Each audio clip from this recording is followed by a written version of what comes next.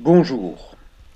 Aujourd'hui, je vous propose d'aller voir les calanques de Cassis. Je pars de Toulon, j'emprunte le TER de bon matin. C'est un petit trajet d'environ 20 minutes entre la gare de Toulon, le bord de mer et arrivé gare de Cassis. Alors, est-ce qu'on dit Cassis ou est-ce qu'on dit Cassis? Les deux se tiennent. Et comme pour une fois j'arrive au bon moment et qu'il y a un bus qui va vers la mer, je le prends. Ce trajet, quand je le fais à pied, est un peu casse-pattes, pas très intéressant. Là, le bus me dépose dans un joli quartier, avec des jolis jardins, des fleurs, très peu de voitures de bon matin. Je descends vers la mer, une première plage, un grand hôtel, des chemins, routes fléchées pour les randonneurs. Je me dirige vers la première calanque, celle de Portmiou.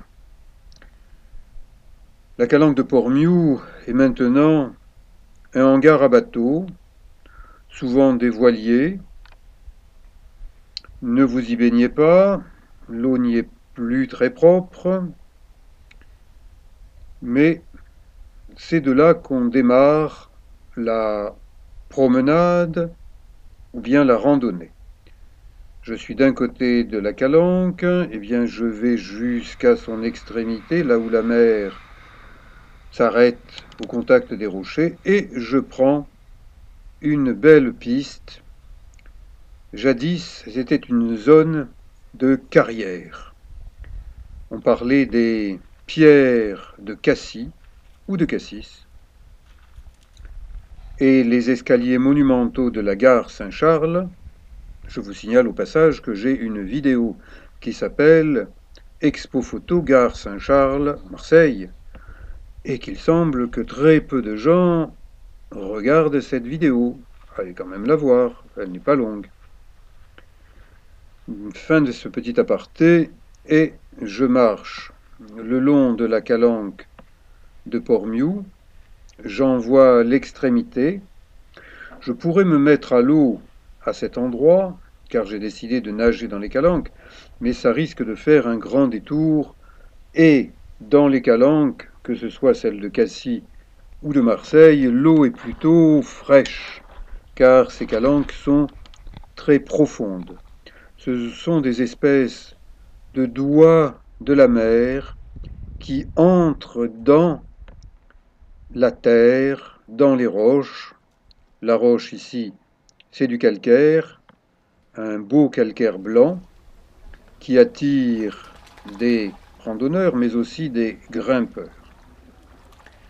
Des gens comme moi qui nagent d'une calanque vers une autre calanque en faisant à peu près 2 kilomètres, eh bien, il y en a très peu. Donc je vous propose une randonnée aquatique. Je me suis équipé, combinaison de nage légère, grande palme et sac à dos. Ah, bonjour petit loup.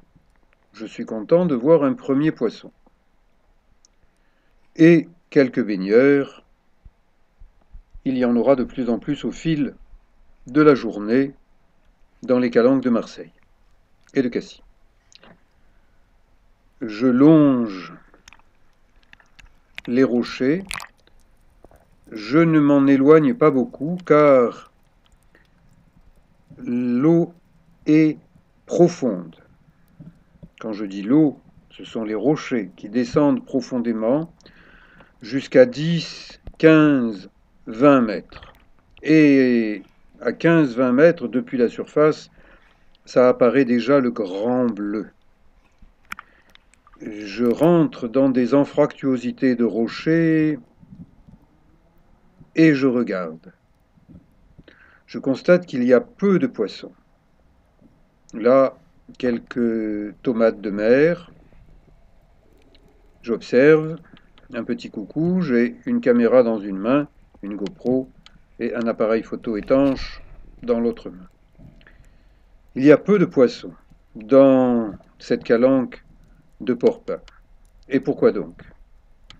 Eh bien parce que, hélas, je crois qu'il y a encore beaucoup de braconniers sous-marins qui chassent dans un parc national où toute forme de pêche est interdite. Mais comme il y a peu de gardes, eh bien, il y a beaucoup de braconniers. Et le résultat, il y a peu de poissons. Alors il faudrait peut-être, quand on décide qu'un lieu est parc national, qu'on donne les moyens à l'administration qui gère ce parc d'employer suffisamment de gens pour dissuader les braconniers sous-marins de venir braconner dans les calanques. Et ce jour-là, j'en ai rencontré un armé d'un fusil sous-marin que je n'ai pas filmé parce que je n'ai pas envie de me prendre une flèche, mais j'en ai vu au moins un. Donc je suis un témoin qu'il y a des braconniers sous-marins dans le parc national des Calanques, et par cette vidéo, j'alerte. On ne dira pas « Ah, on ne savait pas ». Oui, ça existe. Bien, je regarde ce que je peux voir, quelques poissons, mais surtout des rochers, des jolis tombants. Les falaises du haut se prolongent en falaises sous-marines. Les rochers, à la base de ces falaises, sont entaillés par la mer. Et donc, si vous nagez par là-bas, ne vous rapprochez pas trop de ces rochers comme je le fais pour vous montrer ce qu'il en est, parce que il suffit d'une vague un peu plus forte, d'un remous, et vous allez vous retrouver abîmé, car ces rochers sont tranchants, très tranchants. Donc, rocher égale danger. Nage en pleine eau égale sécurité, pour les bons nageurs, bien sûr. Et pour nager 2 km dans les calanques, il faut être bon nageur, car on ne peut pas sortir, on ne peut pas se transformer en lézard grimpant sur les falaises. Ce sont des falaises verticales, dangereuses. Donc cette randonnée aquatique depuis Porpin en direction de la calanque d'Anvaux, la plus profonde, la plus grande, la plus connue, celle qui attire le plus de monde, n'est pas à la portée de tout le monde. Je suis un ancien maître nageur et je continue à nager pour le plaisir. J'ai une condition physique d'endurance. Savez-vous quel est le principal danger quand on nage comme ça en mer, avec une eau un peu fraîche, en longue distance, sans pouvoir sortir? Eh bien, ce sont les crampes. Les crampes sont des réactions des muscles qui, à un certain moment, disent « non, je n'en peux plus » et qui crampent en se contractant intensément. Ça fait extrêmement mal.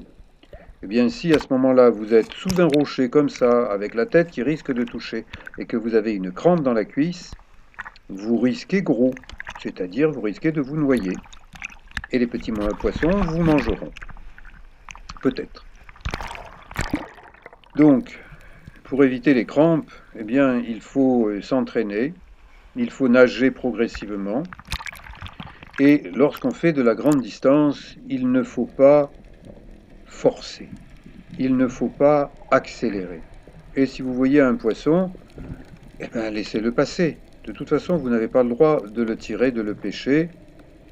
Et si vous ne prenez pas la photo, que vous ne le filmez pas, ça n'est pas grave. Mais si vous accélérez derrière un poisson, vous risquez de cramper et vous risquez de vous noyer. Je suis un peu alarmiste, mais je suis un ancien maître nageur et j'ai vu tellement d'erreurs qui auraient pu coûter la vie à de mauvais nageurs se croyant de bons nageurs que je vous mets en garde. Si vous voulez nager en longue distance, ayez une bonne hygiène de vie et ne vous croyez pas plus fort que ce que vous êtes. Nagez tranquillement. Observez. Observez le rayonnement du soleil sous l'eau. C'est superbe. La vidéo ne le rend pas suffisamment bien. Observez les fonds. Vous apercevrez quelques poissons. Observez les rochers au-dessus de vous. Sachez que vous ne pouvez pas y grimper, surtout avec des palmes. J'entre maintenant dans la calanque d'Envaux. L'orthographe d'Envaux est variable. J'ai accolé les mots. D'autres les séparent. J'aperçois les kayakistes. Ça, au moins, c'est bien. Découvrir les calanques en kayak, c'est naturel. Ce sont vos muscles qui vous propulsent. Et ce sont les muscles qui font avancer les grimpeurs. Là, il n'y en a pas dans cette grotte d'Envaux, mais elle est connue pour attirer des grimpeurs de bon niveau.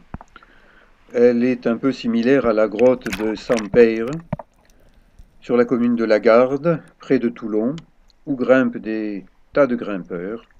Plusieurs de mes vidéos montrent Sampeyre et ses dangers. J'arrive à la fin de ma randonnée aquatique, et de là, je vais marcher jusque Marseille, jusque Lumini, et je vous invite à découvrir mes autres vidéos. Merci. À bientôt.